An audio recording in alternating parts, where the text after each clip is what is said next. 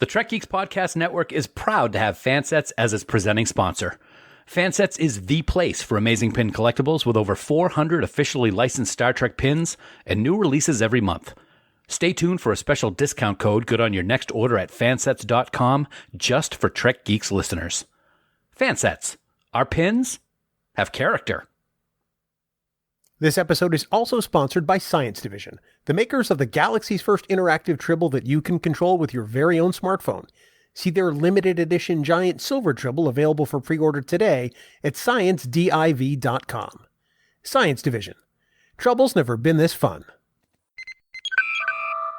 Hi, this is Armin Shimmerman. I played Quark on Star Trek Deep Space Nine, and you are listening to the biggest little show this side of the Gamma Quadrant. It's the Trek Geeks Podcast with Dan Davidson and Bill Smith. You figure out who's who.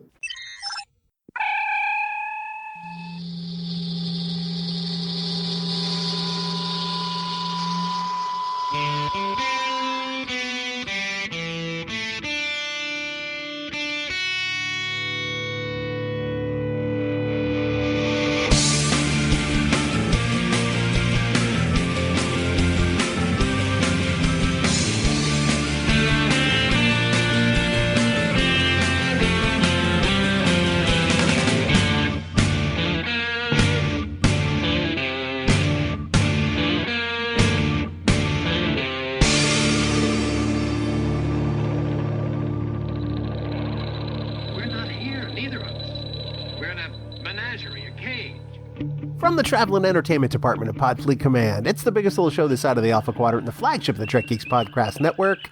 Wait, what the hell are you doing? Greetings to you, listeners, one and all, and welcome to the Trek Geeks Podcast. I'm your co-host, Bill Smith, and I'm been distracted by something bright and shiny. I apologize. It's the head of my podcast co-host. This is episode number 291. We're going to talk about our recent journey outside of the New England airspace. And of course, to do that, I need my partner in crime.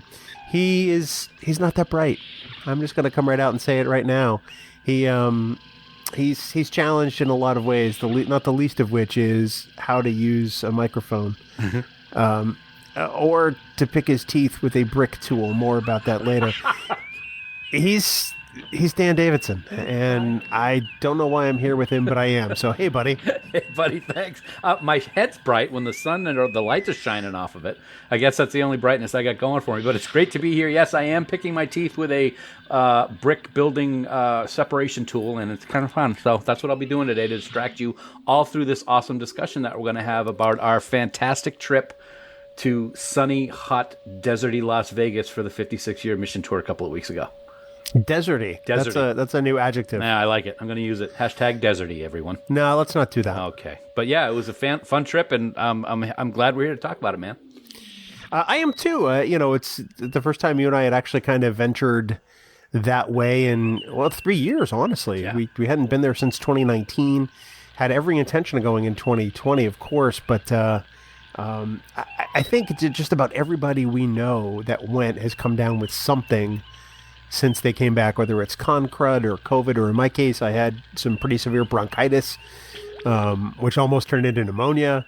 So I'm glad that we're both a little less ailed than we were. Yeah. Oh boy, I could use an ale right now. But yeah, I did catch a cold, but it's pretty much gone now. Luckily, I didn't have anything as serious as you did, because I know that you were really under the weather for several days. And like you said, we've talked to a lot of people that have either gotten COVID or been sick or something. So stuff is still out there. I really got to, kind of a little tangent. I really got to appreciate people like Jerry Ryan, who have decided to not go to Germany for the convention out there because they would not accommodate her for outdoor photographs.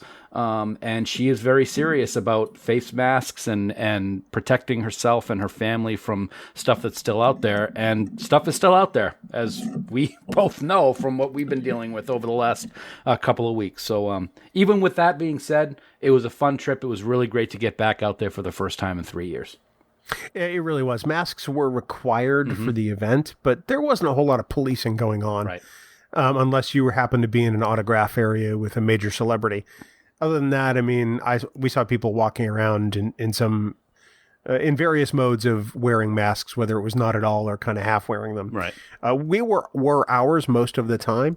And like you said, we didn't come down with COVID. We unfortunately know some people who did, and hopefully they're all on the mend fairly soon. But there were some unique challenges posed by Bally's, which we'll be talking about later on in just a little bit. Absolutely, I agree. In the meantime, why don't you and I do a little business with America. And we'll be right back. Bow. Bow.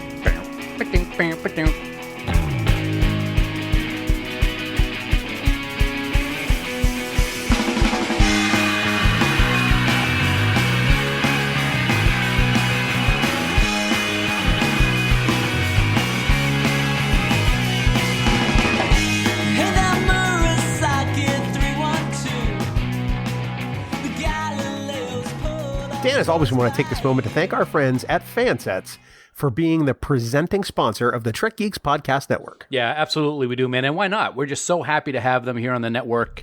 Their pins are beautiful, they're exceptional quality, and their service is second to none.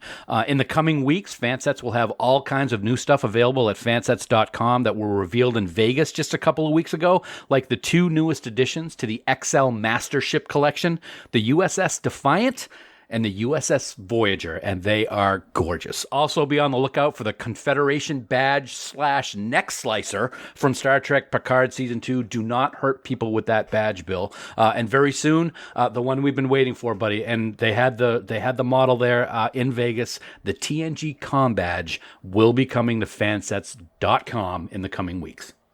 It looks beautiful, too. We had the chance to look at that prototype. I would have sworn that they took it straight off of somebody's uniform from 1994 and dropped it right in my hands. It looks that good. So in the meantime, head on over to fansets.com, put those XL Mastership pins and a whole bunch of other stuff in your cart, maybe some accessories, and at checkout, be sure to enter the special discount code TrekGeeks for 10% off your entire order. That's TrekGeeks in all capital letters with no spaces. And of course, don't forget, when you spend more than $30, you automatically get free shipping in the U.S.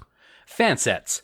Our pins have character, and we thank our friends at Fansets for being the presenting sponsor of the Trek Geeks Podcast Network. Okay, so I say it every week. I got to say it again. If you haven't checked out the galaxy's first interactive Tribble from Science Division, what are you doing? You're really missing out, friends. What are you doing? Seriously, you got to check it out, because this officially licensed Tribble is truly an amazing high-quality Star Trek collectible, which we know you're going to be proud to add to your collection. Dan, you have one. I have one. Our Tribbles are amazing. So much work and creativity went into creating this Tribble, too, right down to the softest fur you can possibly imagine. And I mean softer than the snoring pit bull that's next to me here on the sofa. Very soft. Plus, the sounds the Tribble makes, you know it's straight out of the original series. You're going to swear this Tribble was delivered straight from Space Station K7 right to your door. And one of the coolest things is the Science Division Tribble has its own app that you can use to control the Tribble. It's not necessary, but you can actually make it scream. You know that sound, that blah, blah, blah, blah, that it used to make in Trouble with Tribbles? Not as good an impersonation as others, but I'm going to go with it. You can make it do that at annoying people like podcast co-hosts. Anyway, fret not, because everybody except Bill knows that Tribbles are not dangerous, Bill. What was that noise again? So head on over to sciencediv.com right now to pick up one of the galaxy's first interactive Tribbles for your very own. And we promise it'll make a noise better than the one that Dan just made. Plus, while you're there, check out their new and improved shop accessory section. You can get all kinds of Science Division swag like t-shirts, mugs, or even ye old legendary Science Division bag of toting. Science Division. Trouble's never been this fun, and we thank our friends at Science Division for sponsoring this week's episode. Hi, Dr. Phil Phlox here, also known as John Billingsley. I volunteer for the Hollywood Food Coalition. We serve terrific meals to the unhoused 7 nights a week. We assist 100 nonprofits with their food needs. We work with community partners to address food insecurity in Southern California. If you're in LA, come and volunteer with us at hofoco.org/volunteer, and any Federation credits you can spare go a long way.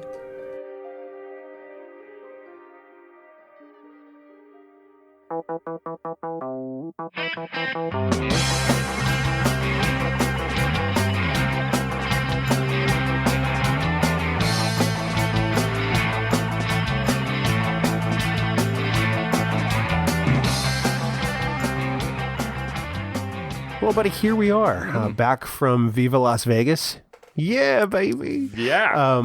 Yeah, very good. I don't know why I have to slip into Austin Powers when I talk into Las Vegas. Maybe it's because that in the first movie they actually go to Las Vegas, but yet I digress. We had a great time at the 56-year Mission Convention. It was our first convention in 3 years. But we're here to talk about the good, the bad, and unfortunately the ugly. Yes. It was not the smoothest convention that we've ever been to, so we should probably say that up front. Yeah, absolutely. I mean, it's the first one in 3 years. We were very excited. It was a new location, of course. It was not at its normal location, so at the Rio. So it was moved over to Bally's for just this 1 year. We'll be back at the Rio next year. And I got to say, I don't think anybody ever would have thought, anyone in their right mind would say, I can't wait till the convention is back at the Rio. But that's what we're saying. There were a lot of great things about the convention. There were a lot of things that were a little questionable. There were some growing pains for being at a new location, certainly. But we're going to hit all the good and bad points. One of the good points I got to start right off the bat with, Bill, though, is the fact that we were in the vendor's room this year at our own booth, right next to Fansets. And we had a fantastic time with people coming up and talking to us, and we got to meet a lot of listeners and talk about the podcast and all the great shows we have on the network. And that was certainly one of the highlights for me for the week. Oh, same here. I mean, there was good that came out of this convention. The ability to reconnect with people we haven't seen in 3 years. The ability to celebrate this franchise that we love so much. And I mean, that you and I talk about at length every single week. Some of the planning that Creation did put into this was actually pretty good. I mean, we have to at least give them some credit where credit is due. I appreciated the way they tried to structure where autographs and photo ops were to take advantage of the available space. But some of those spaces proved to be really kind of too small. Yeah, I'll agree with you. We'll get right into that now. Is I think that for the autographs that were hosted by Creation, if that's the best way to put it, where you actually purchased a ticket online or from one of the vendors, they actually were pretty good. They had separate rooms that you went into. They were very well maintained with the lines outside in the halls, and you had to have your ticket and you had to have your mask. They were very strict about going into these rooms with masks on because of the cramped isn't the right word, but they weren't the biggest of rooms. They were good sized rooms for the stars to do the autographs, and that was great. I had a couple of those, and it was pretty good. They also had some areas in the main ballroom where the main stage was in the back. That was a little problematic, I think, at times for lines, especially when there was somebody on stage and they were, trying to talk about stuff and people were just, constantly in line. However, the area that I thought was really a problem, and it's because the space at Bally's is not what it was like at the Rio, is any of the talent that had tables in the vendor's room and they were doing autographs or selfies, those lines were ridiculous. They were ridiculously long, and they blocked all the other vendor tables when those lines formed. So somebody could be sitting there hoping to do autographs or selfies of themselves for fans. Their fans couldn't get to that table because all the fans were lined up for like the Discovery people at one end or Jonathan Frakes or Anson Mount at the other end. And the lines were just gigantic and they lasted forever. So I know there were a lot of people that were not happy with how that turned out in the vendor's room. Yeah, no, and I think that unfortunately that's true of the main theater too. You brought that up a second ago, but let's go back there. In the main theater, it was chaos. Yes, and I felt bad for anybody sitting in the general admission section in the back, because, well, first off, the main theater it had to be about a third of the size of the regular main theater at the Rio. It was not very big. It was not big, and the sound system was not very good either. No, that's true. And so they had the autograph sessions at the back of that theater, but the lines were snaking through the audience. They were so long. And the other problem was you had no idea which line it was until you went up to one of the lines and said, "Who are you in line for?" Right. Because it was just very poorly laid out. Yes. And some of this is the fault of the space, because there's just not a lot of space to do that there. And the other part of it is just really trying to turn chicken salad out of chicken poop based on what they had available. Right. I mean, I get it. Yep. This was an imperfect convention year, and I know that there were a lot of speed bumps, but there were also a lot of upset people because, well, here's a great example. You and I were trying to get autographs from Strange New World folk. Yes. And at one point it was Jess Bush and Celia Rose Gooding and Melissa Navia all at the back of the main theater. Mm-hmm. And we got one of them, maybe two, depending. And then they cut the line off. Well, I'll use my example. I was in line for Melissa Navia. I was 6 people from the table. Yep.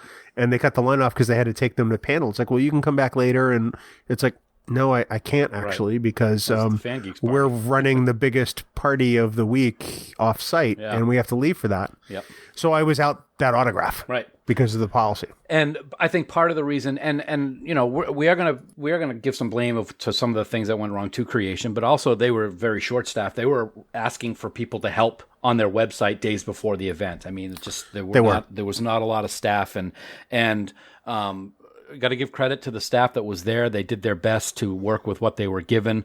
Some fans, I got to say, were disgusting with how they treated some of these volunteers that were there, or whether they were paid or volunteers. It was really sad to see. But yeah, I think part of the problem was a lot of things were not kept on schedule. So you had an autograph session from a certain time, and then there's supposed to be maybe photo ops or something like that, or maybe they're on stage.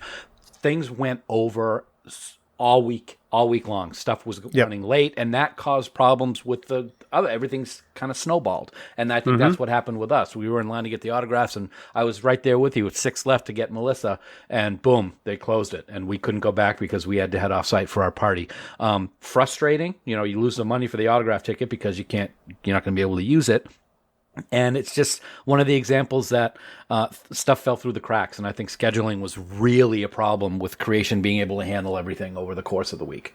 You figure on one hand, we had, you know, a much smaller venue in every sense of the word.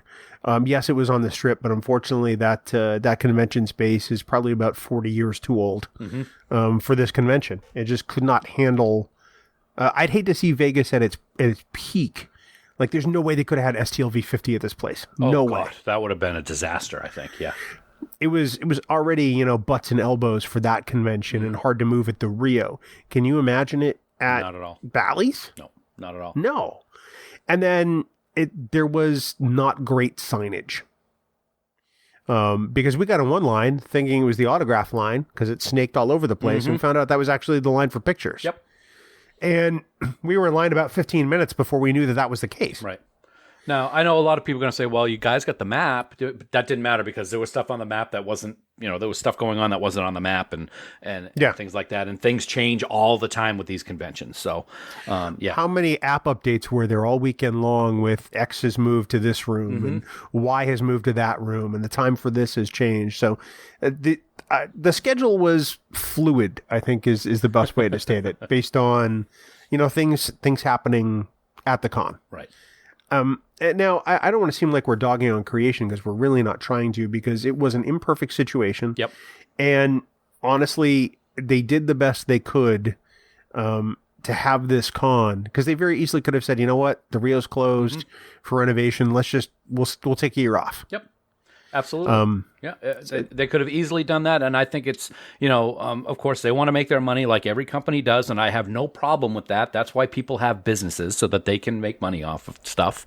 And they did want people to get together again. I mean, we were crushed when we had to cancel last year. So I was glad we were there. I don't want to look at it as bashing on creation for the things that went wrong. I want to give it the opportunity for them to have learned from some of the things that didn't go as well this year, that have gone well in the past and that should go well again in the future when it's at the Rio. Agreed. And I think that a lot of the issues we saw this year will be solved next year by being in a much bigger space, quite honestly. Absolutely. I think the Rio is conducive to this convention and the way it's grown. You know, if you look at the old years when I used to go with the old Hilton, and you look at Bally's this year, it was an imperfect spot for this kind of event. and how it's grown. I mean, how many Star Trek series do we have right now? How many people do we see turn out to meet the Strange New Worlds folks and the Discovery folks and Lower Decks? It was it needs a big venue, and Bally's is not it. Right. Now, we know that the Rio was going through some renovations, and I don't know if Bally's was the only place available or it was the cheapest place available for creation. Whatever the case, that's where they decided to go. It had some issues. Creation had some issues with things that they did, and they didn't prepare well enough for stuff. I'm willing to give them a pass because I know it's going to be someplace next year, and I know that they are going to work hard to correct the problems. That being said, there were problems. But we still had a blast. We had a great time. And the things that did work well, I thought were fantastic. I agree with that. I agree wholeheartedly. I thought that the different vendors they had in the hall was very much like previous years. You saw many of the same players. You saw a lot of new faces, which was great. But you saw booths and people you expect to see every single year, which was awesome. Right. There was a good mix, I thought, this year. Mm-hmm. I also thought that there was a good mix of celebrities in the dealer's room signing autographs. A lot. Where it was in Vegas, it seems like there's always a lot of that, and some of them were maybe people who were in an episode or two. There were actually more Star Trek regulars in the vendors hall this year than I've seen in years past, which I thought was very good. I thought it was excellent, and this we always get the people that are there every year, which is always great. But we had some more people there this year that aren't, or I don't remember seeing as much, if at all, in other convention years at the Rio. So it was good. I mean, there was at least 2 whole sections of just Star Trek people doing autographs, like holds, like 8-9 tables long on both sides of the curtain. So I was really glad to see that amount of people showing up to meet the fans. Absolutely. I expected to see Garrett Wong in the same spot that he was in, and he was. Yep. I expected to see Intergalactic Trading Company at the same spot. I expected Make It So at the same spot. So there was some familiarity in this vendors hall, even though it was a very different space. Right. And that was fantastic. So I really appreciated that.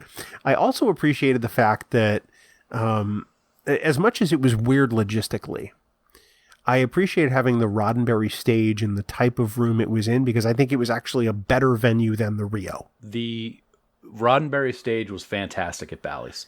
It felt like its own special place, whereas in the Rio, like you said, it's right off where the rest area is, so to speak, in the refreshment center and Quark's Bar, as it used to be called. And then you have this little corner off to the side where there's the stage.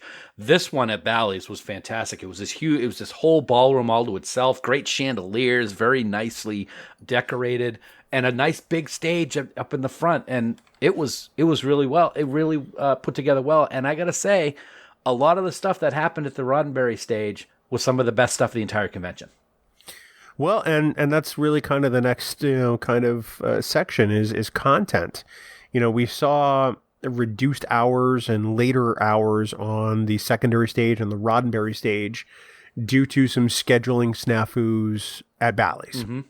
And various union rules. So they did the best they could there. They had to consolidate some schedules. So I think some of the stuff that would have been in the secondary theater wound up on the Roddenberry stage, like our panel. Yep.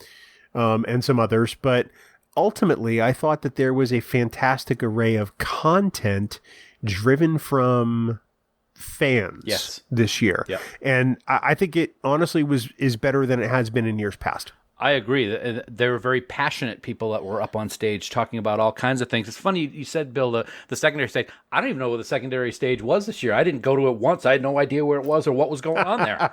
Seriously, I'm thinking to myself, where was it? I don't even know where it was on the map. So that just goes to show you. But the stuff going on in the Roddenberry stage was really a lot of fun. You got to see a whole bunch of different things. Before we had our panel, there was a gentleman on there who was in prison for 20 years and had gotten out, and he's now talking about the good that comes of Star Trek, and he's got a book that came out.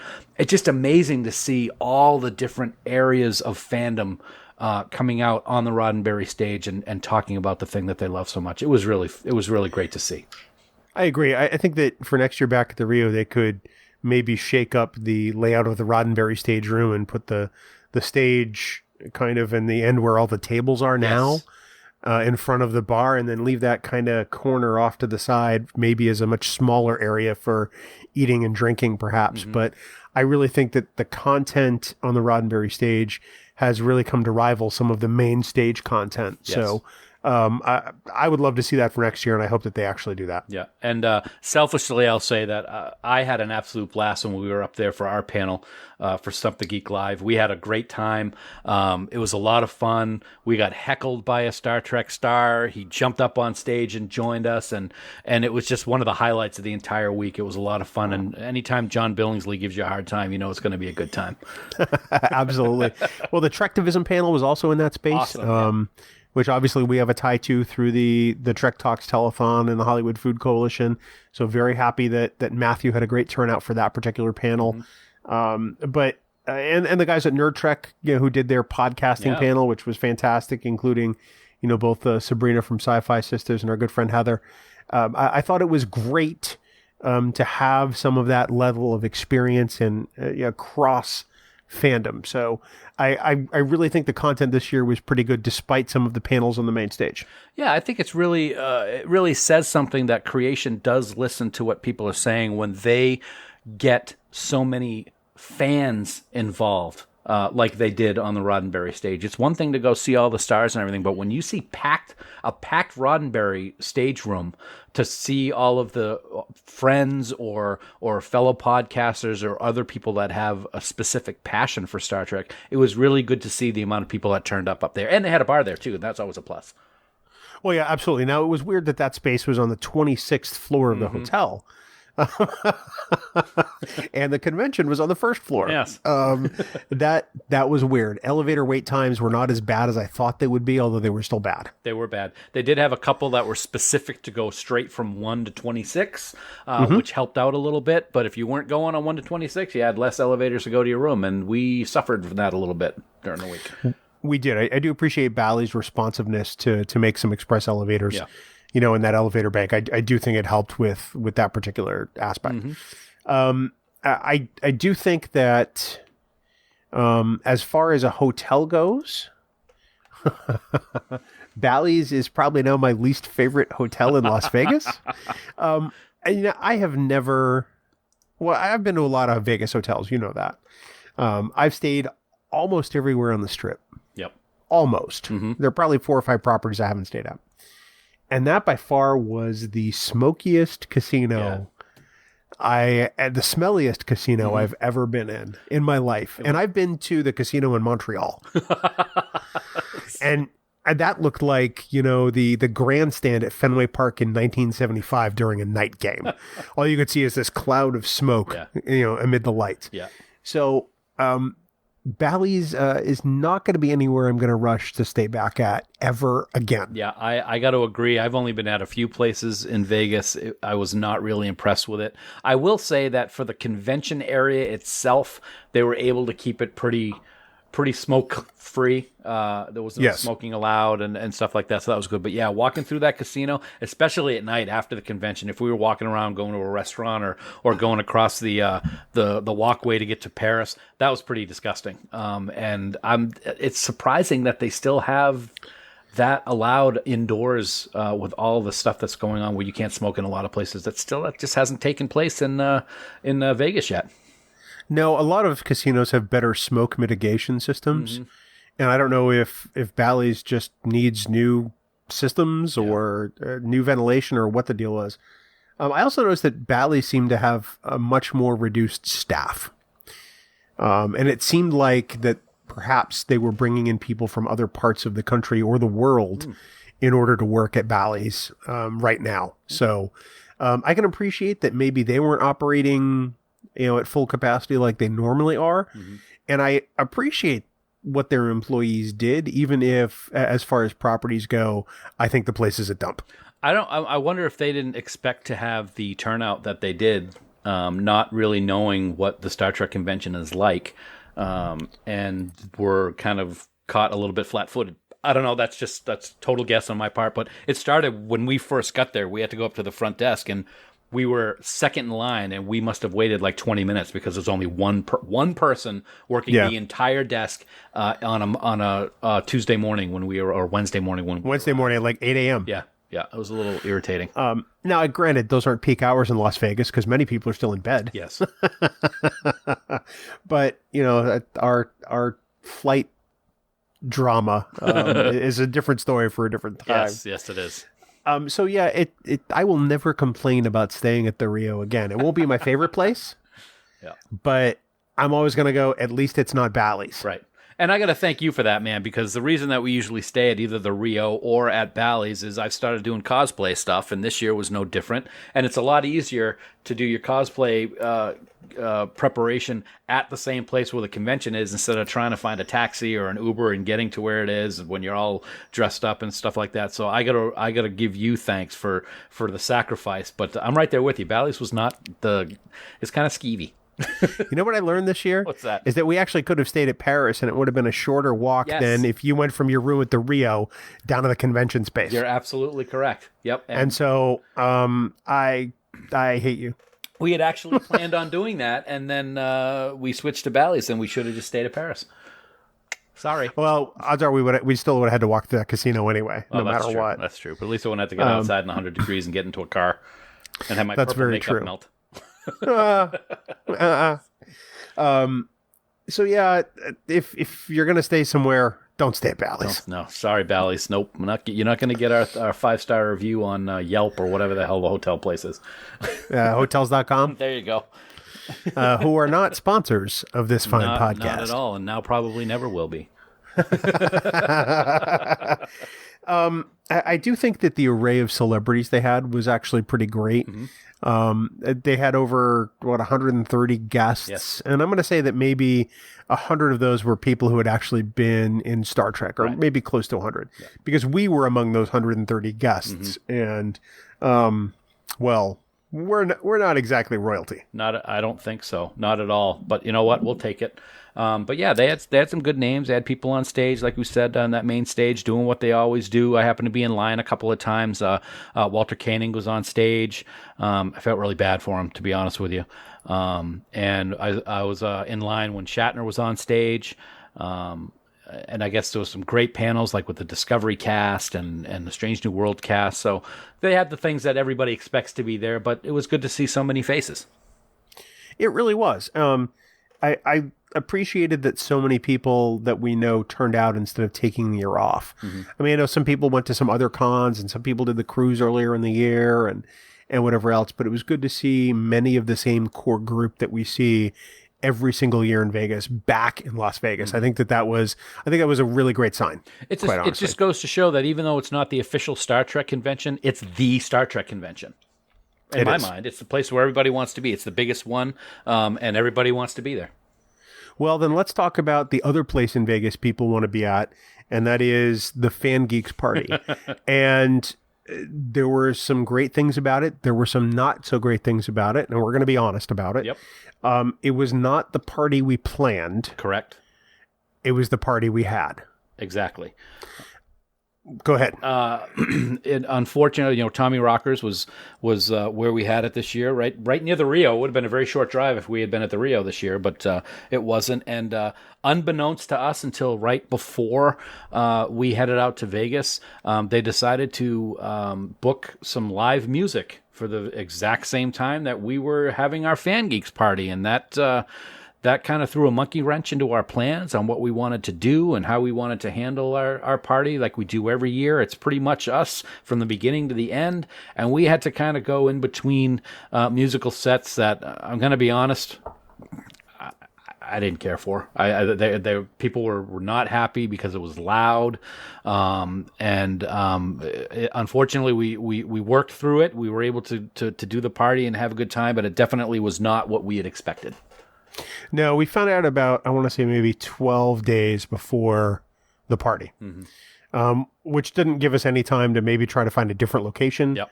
At that point, we were kind of locked in and kind of had to just roll with it. And you're right, it was loud. It was not great. And neither of us, or none of us, were happy. You, me, Fansets, none of us were really thrilled about it. So personally, I apologize to everybody who attended. I know a lot of people had a great time, and I'm very grateful for that. I know there were some people who went and did not have a great time, and for that, I feel terrible because a good chunk of it was outside of our control. Right. That won't be the case next year. Absolutely. And I can tell you there's not going to be live music. No, there will not be live music. That we're going to make sure that when we do it, we're going to do it with the way that our listeners and our fans and FanSets fans expect, and that's to have a FanGeeks party with nothing else to take away from that. I also think that, unfortunately, I don't think the establishment expected the amount of people that were going to show up. We told them how many tickets we sold. We told them that they were going to show up, and they didn't have the staff to handle it. And I know that that caused some issues as well. So, as you do, I also apologize to all the people that were there. It was not what we expected. It was not at the level that we wanted it to be at. I'm glad we were able to still have a good time. I'm glad that there were many people that did enjoy themselves. And for those that didn't, we hope that you will come back next year, because it's not going to be like that. It's going to be what you expect when you come to a FanGeeks party. We can guarantee you that, because we're going to make sure well up front that it is exactly the way that we want it, so that all of our people that show up can enjoy themselves.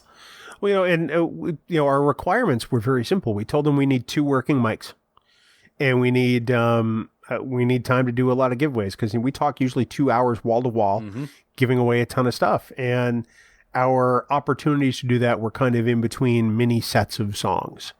I appreciate that the musical entertainment was willing to work with us in that regard, because he just booked a gig and was showing up. So I can't really blame him, but to have that sort of extra wrench thrown in was not great.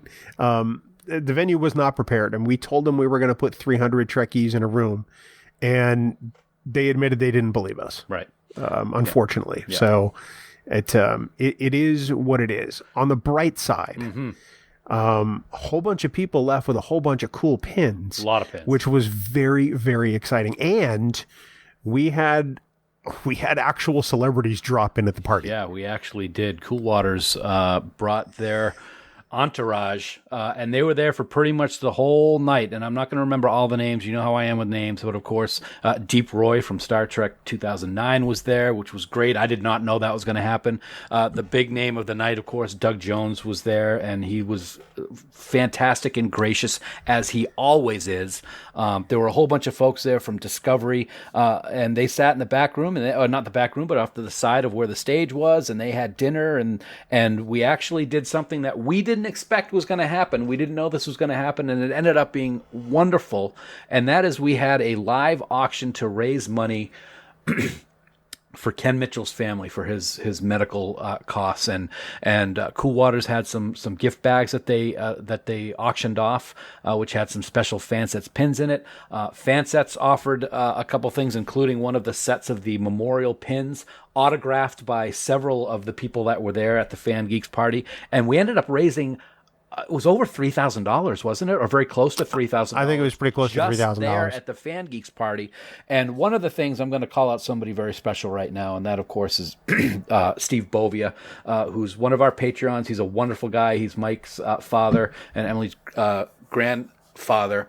He was the top bidder in one of the auctions of the bags from Cool Waters. And in one of these bags was a special FanSets pin of Doug Jones in like a tux, taking his tie off, back to back with Saru. There are only a few of these available. They're not for sale. And Doug actually autographed this. So Steve paid for this bag, and then the next day he went to the Cool Waters table and gave the pin back to them and said, "I want you to auction this pin off, keep all my money, make more money off of this pin so we can get more money to Ken's family." That is a true awesome person in what Steve did, and I just love him to death for it. Yeah, absolutely. I mean, it shows what Star Trek fandom is about. It was really one of the highlights of the whole weekend for us. Yeah. And for the FanSets guys too. But we had Doug Jones, we had Alan Van Sprang, who was of course Leland from Section 31. Yep. We had Ava Blackwell, who's usually under makeup. A lot of it. in Discovery. Yep. A lot of prosthetics. I think Hannah Cheeseman was there too. Hannah was there, yep. And I may be missing a name or two, and I apologize if I am. But we had people who we recognized from Discovery, including Dougie. So It was wonderful of them all to turn out. It was really a highlight of the evening for us. And it really changed the energy in the room. People were very excited to have them there. I will say that is absolutely correct. And, at the beginning of the evening, things were people were like, what's going on with this music? There were, some areas of the room you couldn't hear when we were talking on the mics. And even though we asked for 2 mics, Bill, we only did have 1 working mic, which was kind of aggravating too. So we were kind of trying to deal with all that. We were going table to table to talk to people and try and cheer them up. And then Cool Waters walked in, and Doug and all the other people, and Alan, like you said, all the people that were with him. And the atmosphere in the room changed instantly. And the rest of the night really seemed more upbeat, happy, lots of giveaways, and it ended up being pretty successful. But there were parts of it, like what we saw at the 56-year Mission Tour. Things didn't go exactly as planned for creation at Bally's. Things didn't go exactly as planned at our little gig. But that's going to be all taken care of next year. It will be. And we can pretty much swear to that. Yeah. Because, I wasn't happy that night. Yep. I put a lot of work and effort into just making that thing come off. And then for the venue to sort of, I don't want to say bait and switch us, but to really kind of hose us and pigeonhole us into having something that we weren't planning on. Yep. We could have dealt with the staff shortage if we hadn't had the live music. Absolutely, I believe that would have been absolutely the case. I think the biggest downer, I don't want to speak negatively about a party that we had, but was the music. The live music was just, it was loud. It was not what people expected when they come to a FanGeeks party, and we did what we had to do to work around it. So. No, absolutely. And then another highlight of the weekend had to be having Bonnie Gordon at our table. She, the computer voice from Star Trek Prodigy, appeared at our table all weekend long, meeting fans, signing autographs, taking pictures, and it was awesome to have her there because I'm so glad that she was able to get some recognition from the fans and to meet some of the young kids that watch Prodigy alone. I think it was pretty awesome. It really was awesome. It was. I was so glad that we were able to get a place for her that she could spend the weekend to meet the fans and promote her album that's coming out and do autographs and selfies. She loves meeting the fans, and you're absolutely right. There were several times that we were there, and also one of the things that was great was she actually put up with us, and that's always a positive thing.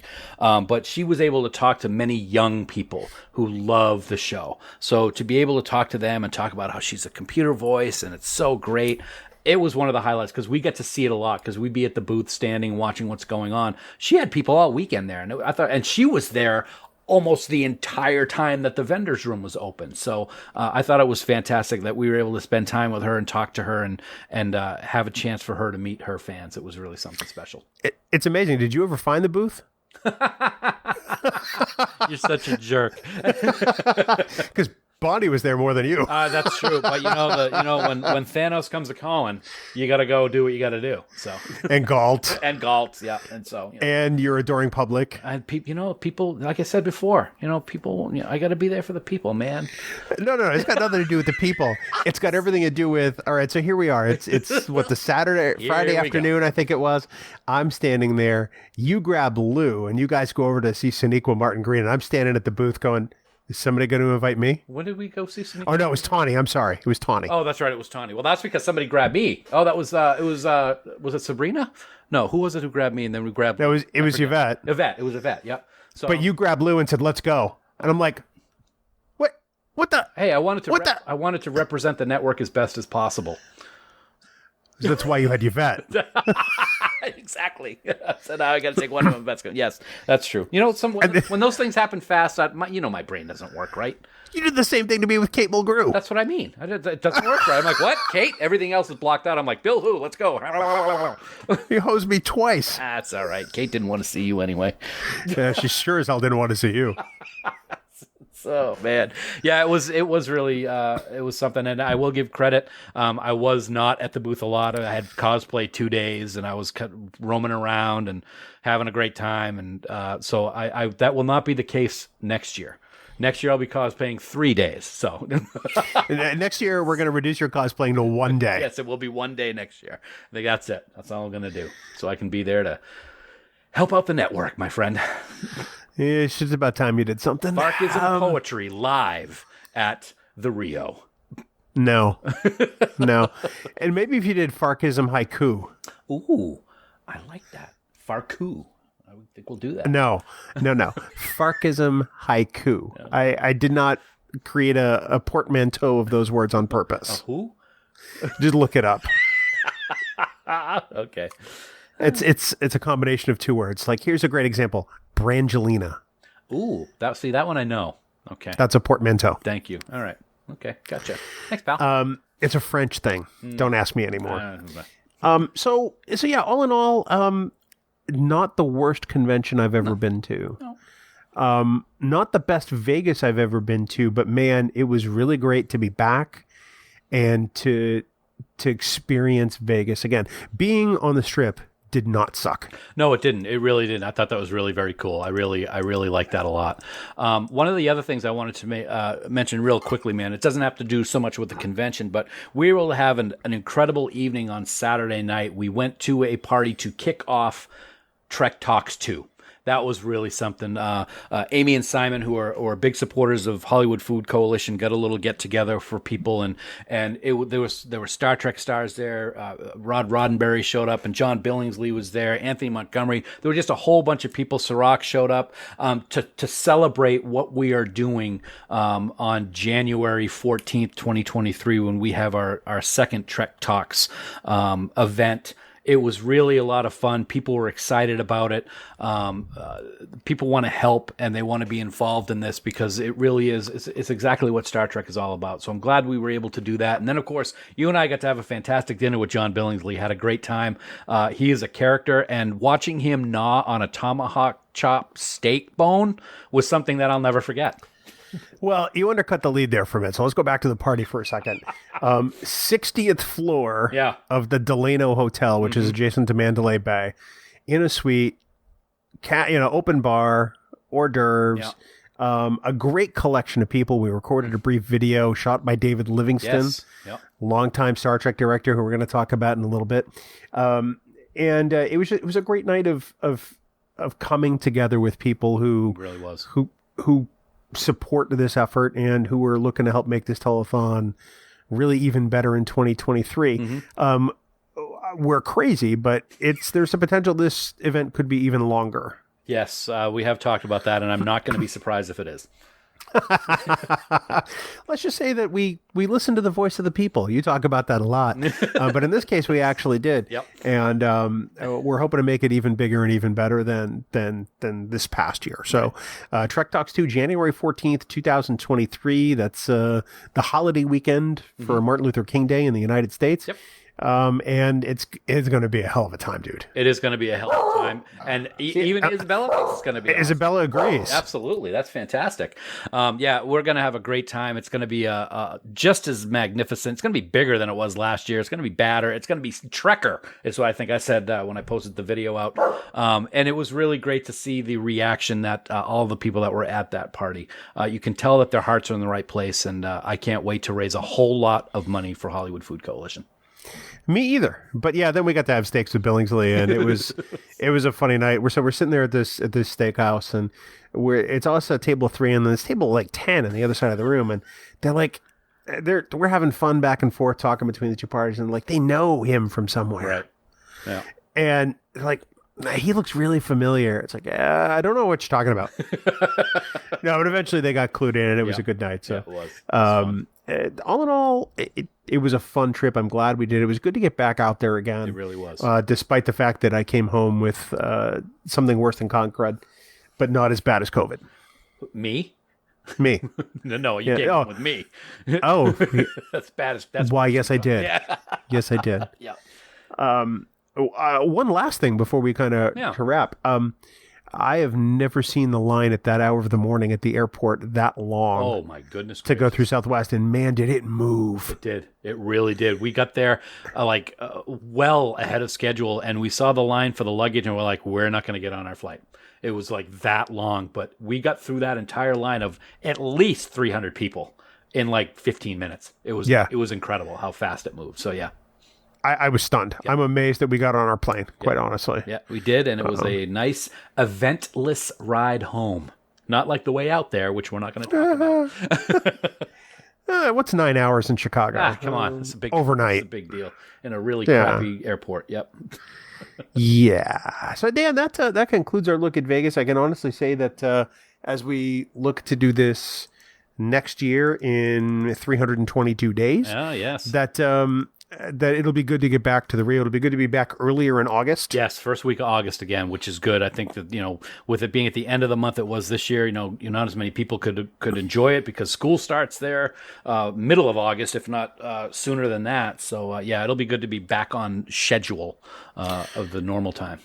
Great to meet so many people we've not had a chance to meet before, like, say, Debbie Moltisanti. Yes. Great to see other friends we haven't been able to see in years, like, say, Brooke Wilkins. Mm-hmm. Great to see our friends at Fansets every single day for 4 straight days. It was fantastic. And to kind of cap off every night with a nice yard of frozen drink, which was actually pretty awesome. Whatever it was awesome. Mudslide. That's what it was. Yeah, it was really good. Well, Dan, you know what else is pretty fantastic? Oh, I think I know. I'm willing to bet you do, because this is one of the things you're very smart about. Our friends, the band 5 Year Mission. They, who have so many great songs, they just had, their 12th anniversary show? That's unbelievable. That is fantastic. It was a live show. They played their butts off. They did a great job. I wish I could have been there, quite honestly. Yeah, I do too. It would have been amazing to be at, but doesn't stop everybody else from going out and getting all their albums at 5yearmission.net. Mm-hmm. Become huge fans of this band. You hear their music on Trek Geeks every week. You hear it across the network. You even hear their podcast.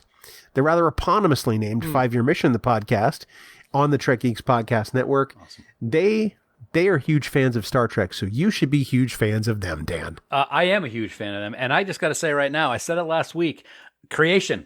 Get off your butts, sign them for the house band for next year when it returns to the Rio, because people are going to love it. So I'm just going to throw that out there. I may say it from time to time over the course of the next several months, because they would be just that good.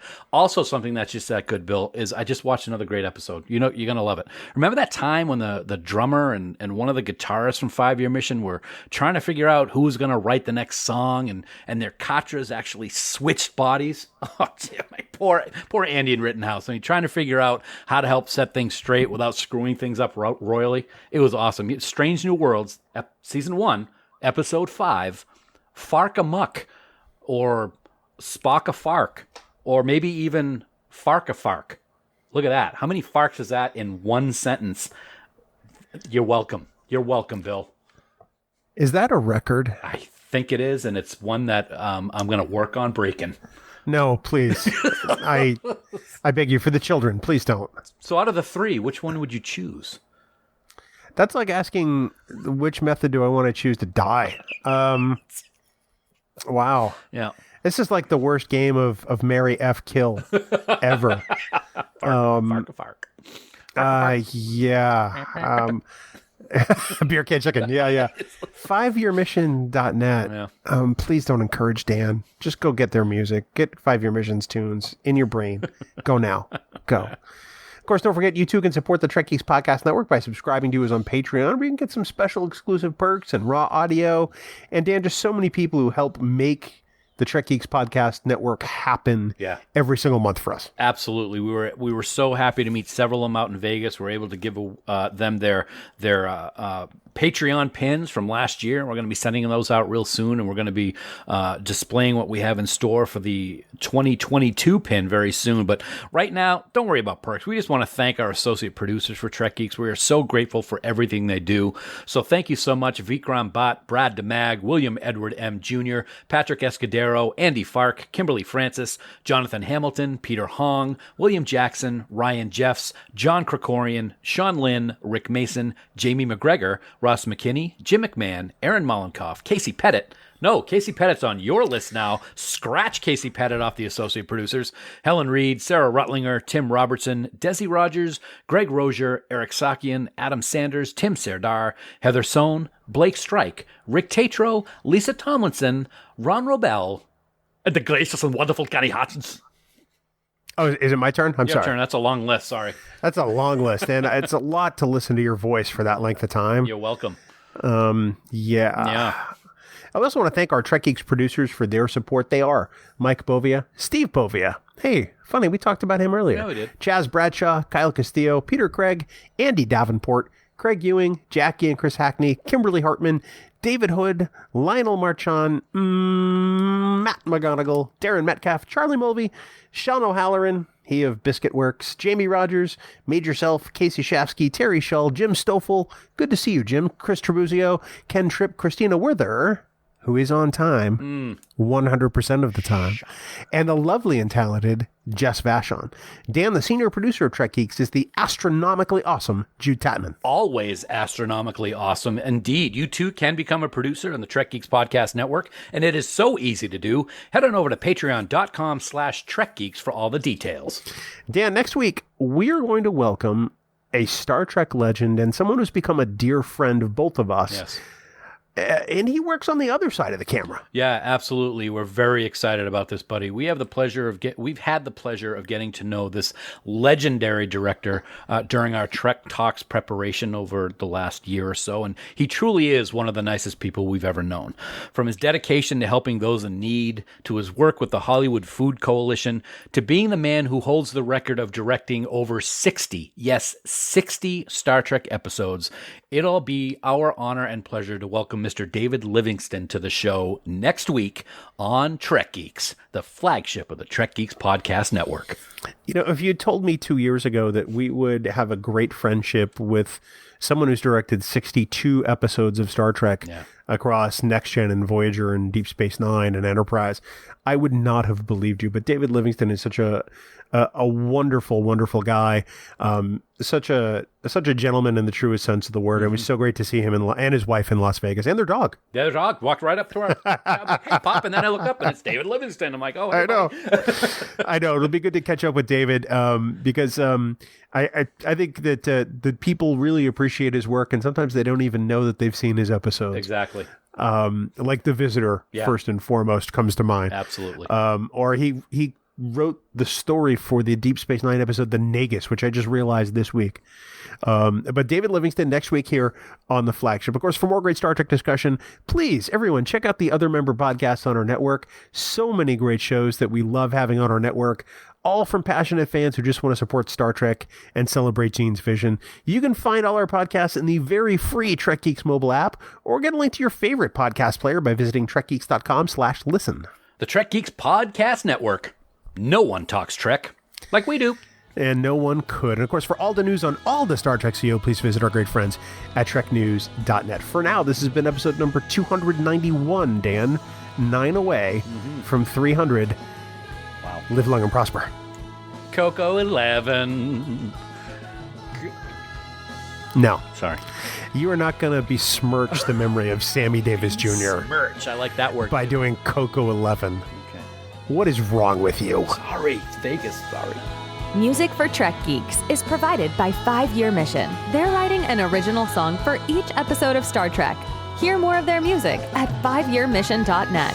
Trek Geeks is a production of Coconut Media Works. Executive producers Bill Smith and Dan Davidson. For more great Star Trek discussion, discover the other shows of the Trek Geeks Podcast Network at trekgeeks.com, or find us in Apple Podcasts, Spotify, or your favorite podcast app.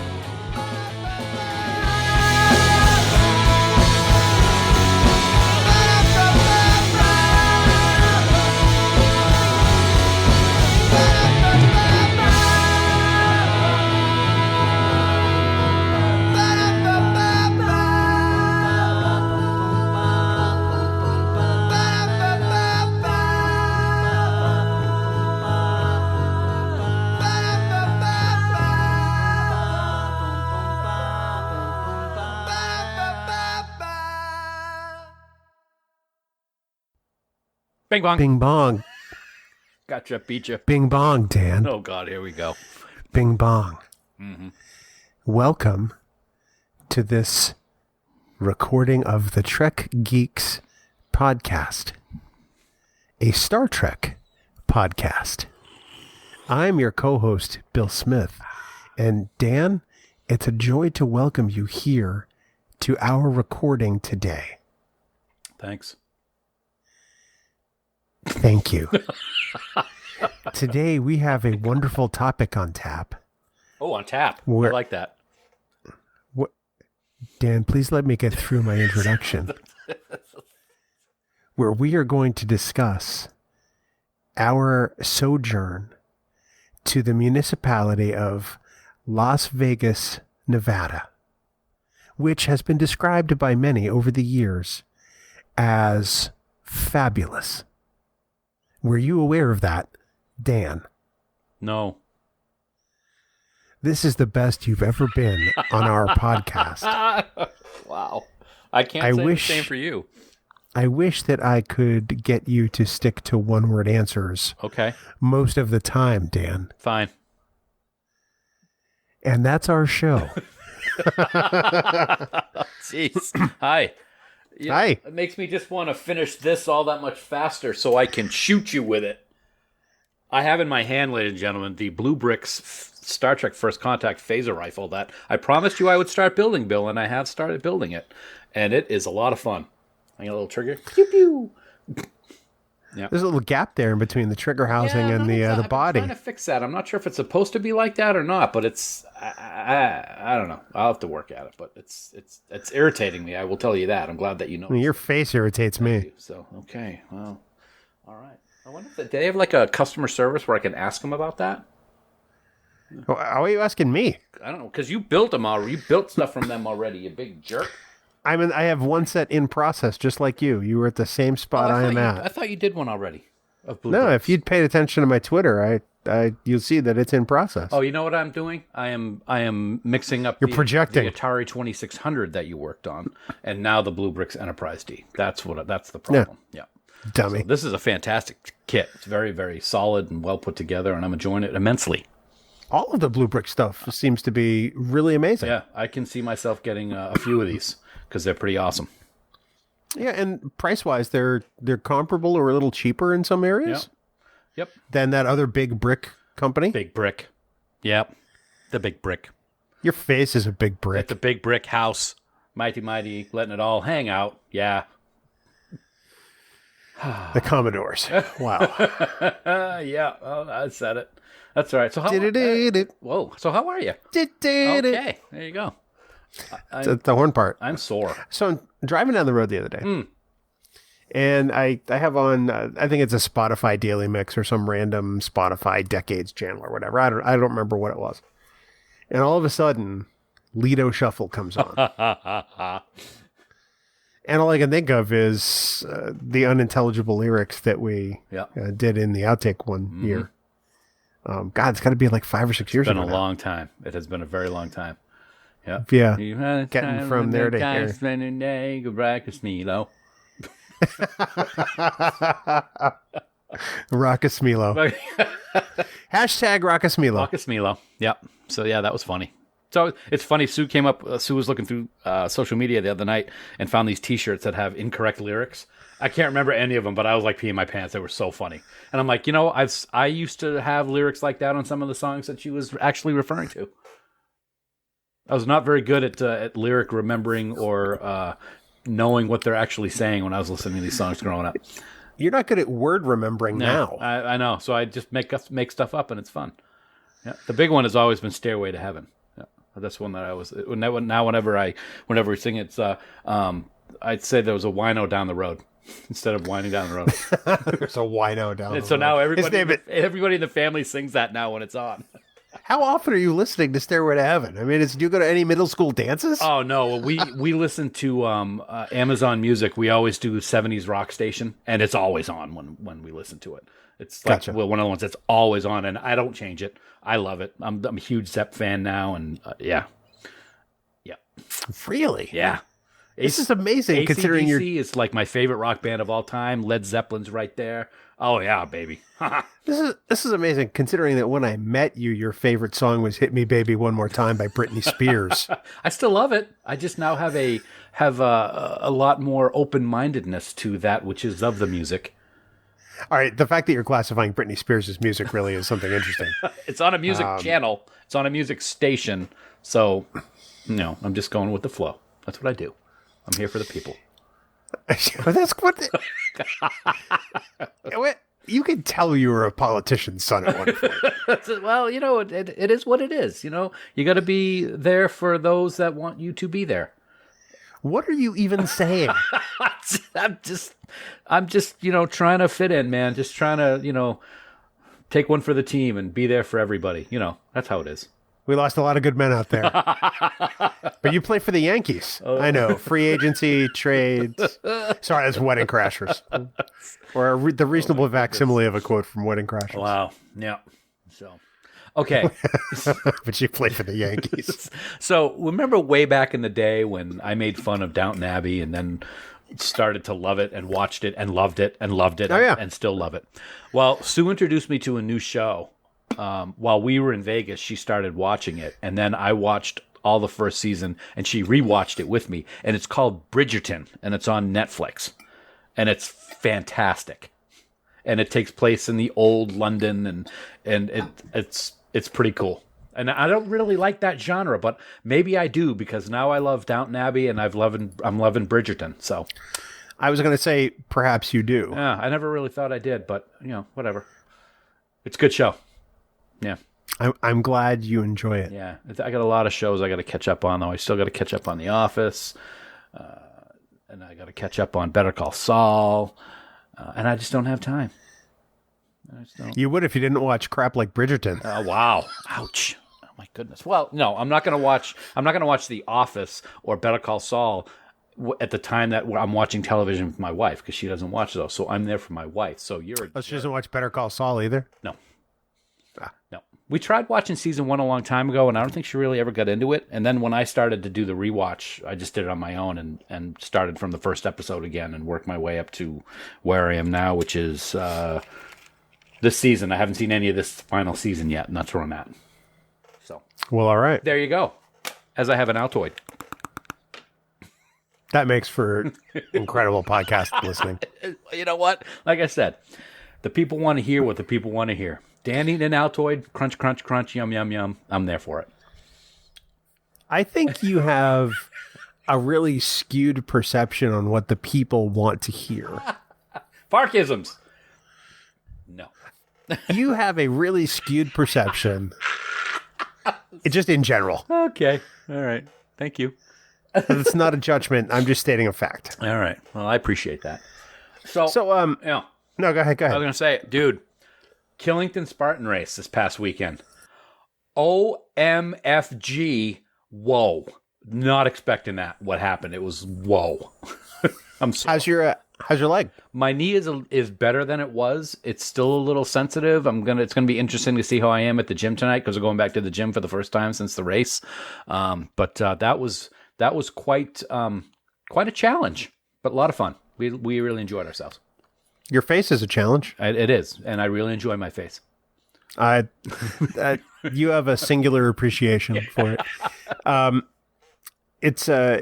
I saw your fire jump photo, because for those who don't know, Spartan is an obstacle course race that is run at various spots all over the country, and they have varying lengths and degrees of difficulty.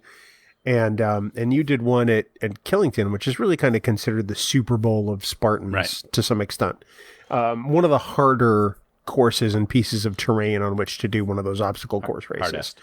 Of all the ones they offer. Yeah. I think there's one that's moderately harder on some level, but my wife would be able to tell you more about that. Yeah. And so at the end of every Spartan race, you jump across fire. Fire. You do a fire jump. Yep.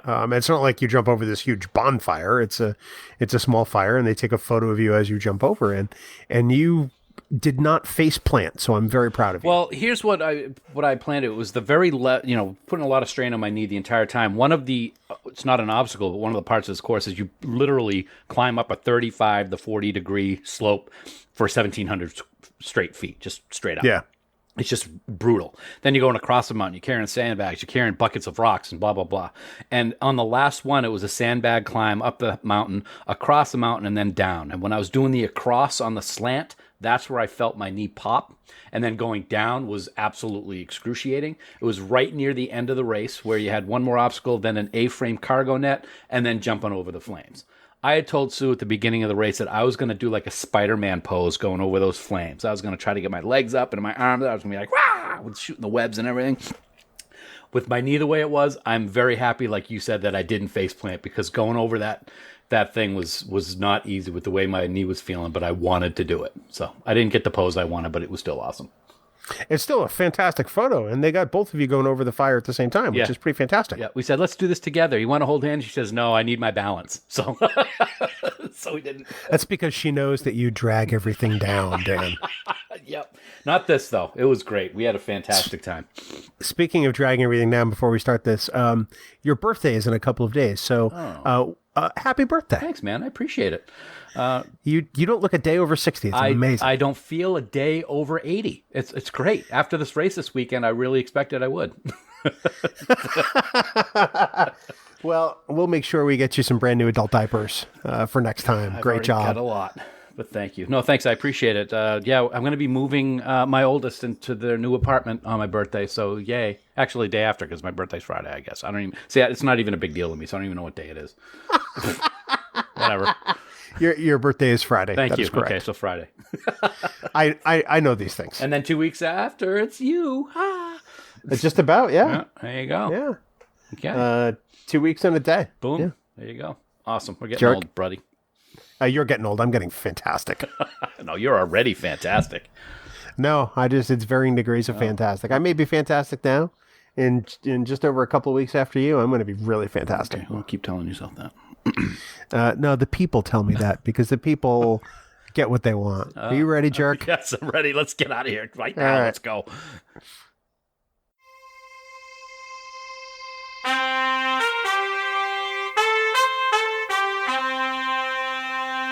Coconut